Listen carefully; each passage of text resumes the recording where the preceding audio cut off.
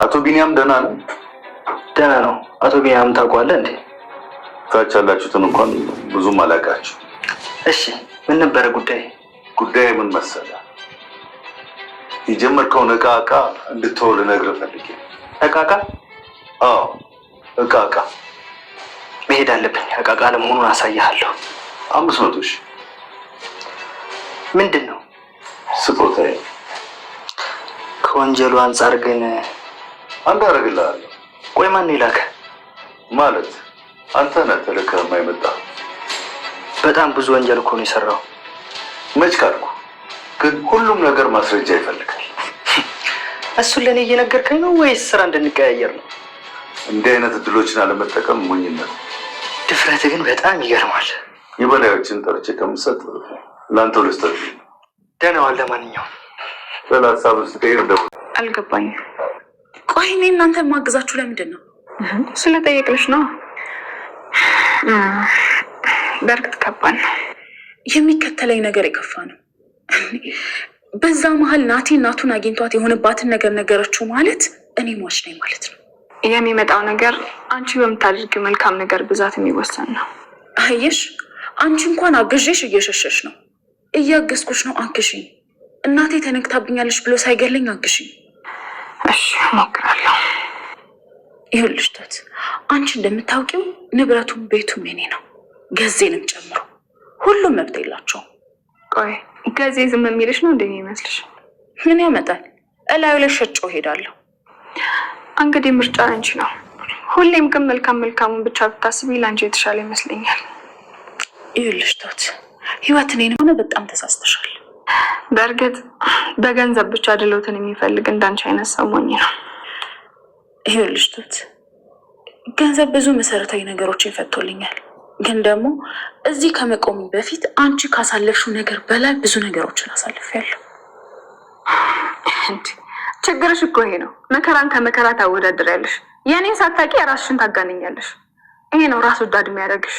እኔ አልጸጸትም። ሁሌም ትክክለኛ ውሳኔ እንደወሰንኩ አውቃለሁ። አሁን ልልሽ የፈለግኩት ግን ውለታ እየዋልኩልሽ ነው።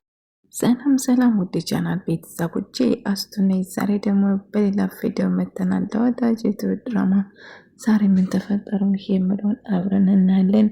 ቤት እንግዲህ ቤቱ ሽጣ ገዛኝ ጥላ እንደምትል ለትሁት ነገረቻት እና የእናቴን ሀብትና የእናቴን ንብረት ሙሉ በሙሉ እያንዳንዱ ቆጥራ ትሰጠኛለህ ብሎ ይነግሯል። ልጄ ተረጋጋ እንጂ ለምንድነው እንደዚህ ስሜታዊ የምትሆነው እያለ ነበር ገዛኝ ማለት ነው። ነገር ግን አባዬ እኔ ስሜታዊ እየሆንኩ አይደለም፣ ነገር ግን የእናቴን ሀብትና ንብረት እያንዳንዱ ቆጥረ እንድሰጠኝ እፈልጋለሁ ብሎ ይነግረዋል ማለት ነው። ነገር ግን ናታን እናቱን ለማግኘት እናቱን አግኝቷት እንደማያውቅ እየነገረው ነበር። እናቱና ናታን ለማገናኘት ተወስኖ በጭራሽ እነሱ መገናኘት የለባቸውም። ከተገናኙ ናታን ለፖሊሱ መረጃውን በሙሉ እየሰጠ ነበር። ነገር ግን መረጃው ሲሰጥ ለራሱ ጋር ምንም እያስቀረ አልነበረም።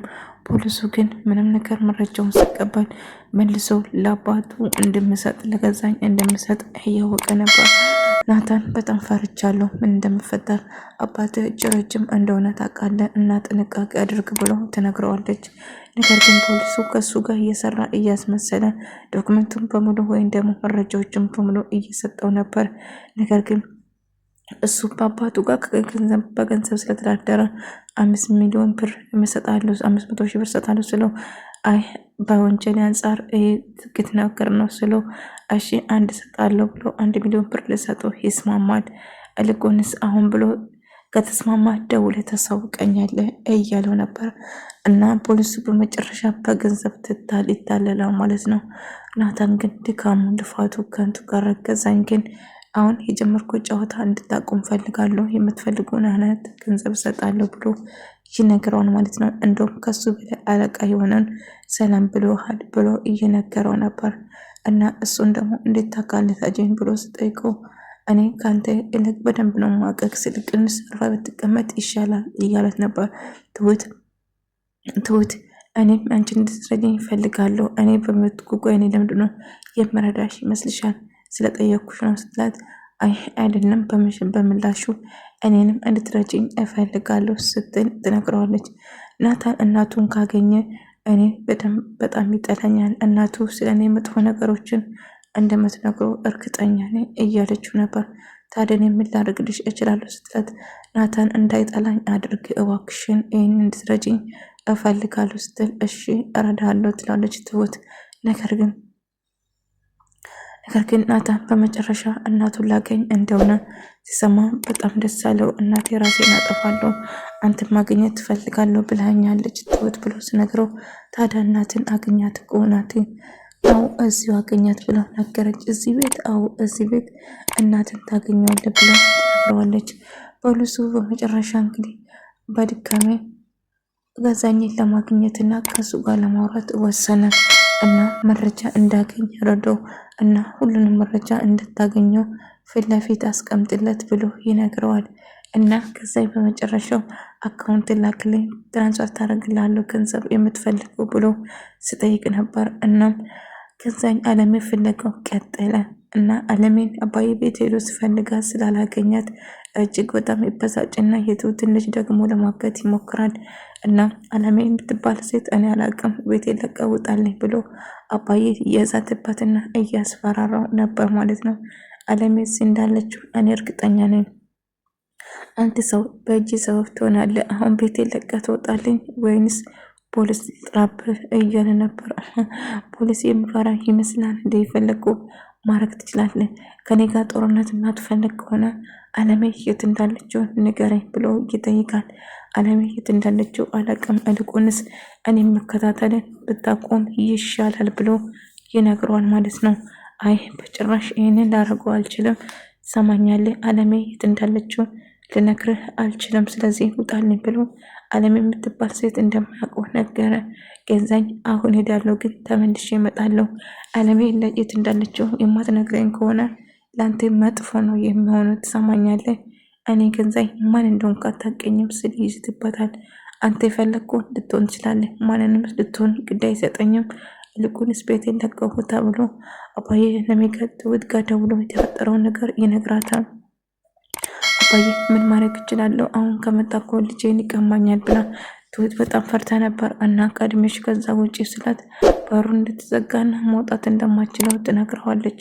እንግዲህ ሌላ መፍትሄ እንፈልጋለን፣ ግን እንደምን ብለሽ ራስሽን ጠብቂ እያለች ነበር። ከዛኝ ወደ ቤቱ የሄደ መኪና ውስጥ ሆኖ አለሜት እየተደበቀች እያየችው ነበር። እጅግ በጣም ፈርታና ጨንቋት ነበር። እና አለሜ አሁን ያገኘኛል ይገለኛል በማለት እጅግ በጣም ስትፈራና ስትሰጋሙ ነበር። ነገር ግን አለሜ አትፍሪ እያለ ትሁትም እባክህ ገዛኝ ልጄ ምንም ነገር አታርግ ጋሼ እባክህ ልጄን አትውሰድብኝ። አለሜ እኔ ያለሁበት አለሜ ያለችበት እኮ ነግሬሃለሁ በደንብ፣ ግን አለሜ ከዛ ወጥታ ሊሆን ይችላል እንጂ እዛ ነበረ ብላ ስትነግረው አሁንም እየዋሸሽኝ ነው። ትሰመኛለሽ? ልጅሽን አምጪና ተሰናብቼ፣ አለዛ ግን ልጅሽ ላይ መሳራን የማላወጣ ፈርጀሽ እንዳይመስልሽ አሁን ይችልኝ ይላል። ቤትም እረዳሻለሁ አሁን ቶሎ በአስቸኳይ ልጅሽን ይዘሽ ውጭ ስትላት ቤቱን ከውጭ ቆልፎ ነበረ እየሄደ ማለት ነው። እና ቤቲ ቁልፍ እኮ ነው ስትላት በጣም አዝናለሁ፣ ከዛኝ በውጭ ፈርቶ ቆልፎ ሄዷል ማለት ነው።